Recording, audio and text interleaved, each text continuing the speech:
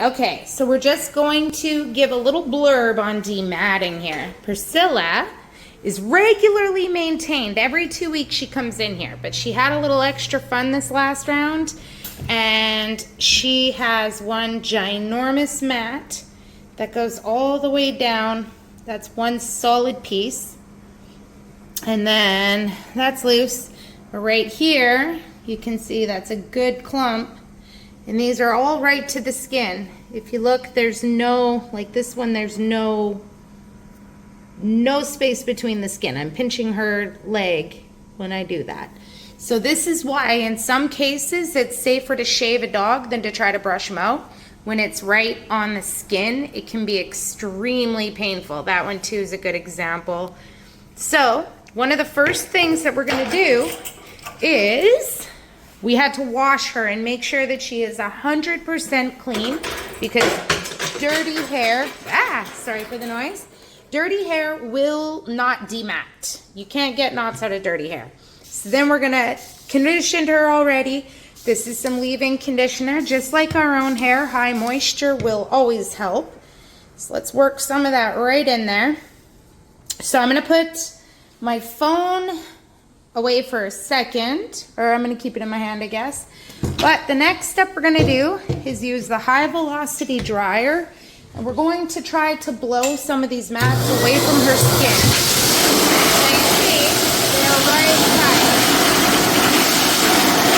There's already a little bit of redness in there. That is just solid. So we got to get these mats off the skin so we can start trying to brush them. Can't brush them on the skin, that's too painful. So you see it's just lifting a little bit. Get it lifted, lifted, lifted. Oh yes, get some of those lifted.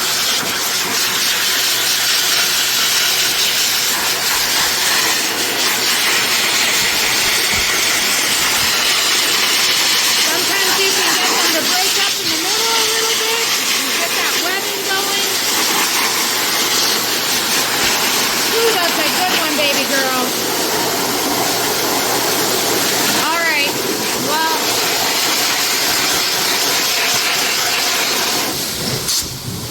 it's the start, and it's going to be a process. So now we got some of that matting lifted off the skin. We're going to use even more. If they come out greasy, who cares if you got to rinse it? Comfort is number one. So let the product be your friend. Next thing we're going to do here is start to try to work some of these mats out. So a knot is a knot is a knot. Doesn't matter where or what kind of knot. There's a beginning point and an end point. So now that we have that all off the skin, we can safely start to work it. So see, we see this one. What we're going to do is just kind of try to spread some of that hair out.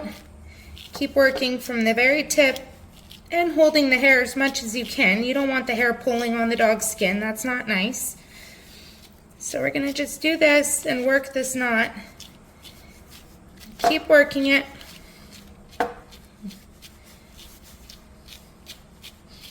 Gently and slowly. There's no rush to do this. I mean, it's not the nicest thing in the world. Think of a little girl when you got to brush their hair and they get a couple of snags. Or anybody out there with curly hair, you know the routine of what you go through on wash day. So again, think of the dogs and also apply those same techniques when dematting. So there's a little bit of skin pulling. She don't mind on that little knot.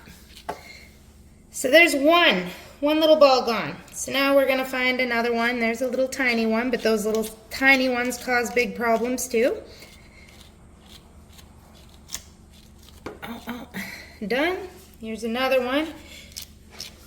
So this is why dematting takes extra money. Let's say that first. Why a groomer is going to cost extra money. Just so you guys know, the hand that's holding the hair feels physical strain from having to keep a closed grasped hand. And the hand that's brushing, you should never have a strong enough grip for it to hurt too much, but your arm and your hand does get tired doing this. So yes, it is physical. It takes up time, as we can see. Look at this middle. And it takes skill.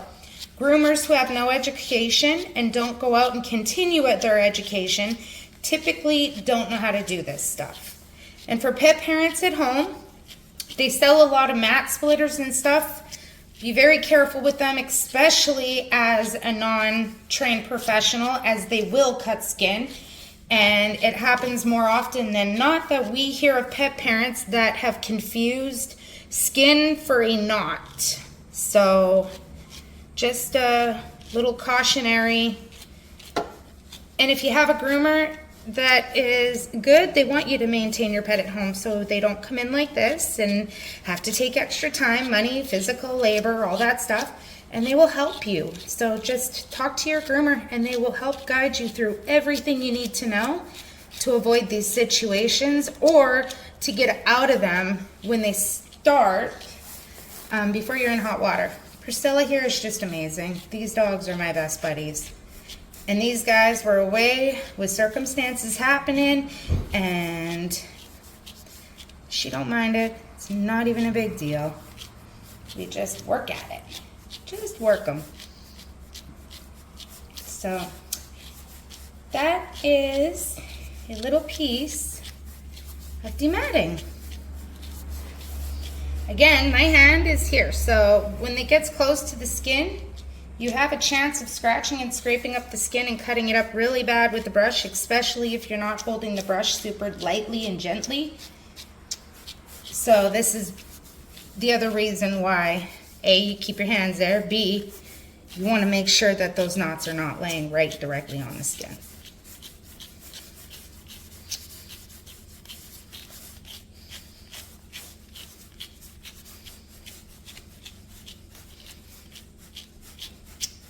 Again, time consuming, but as long as the doggy don't mind it and you do it gently and softly, dematting is not a big deal.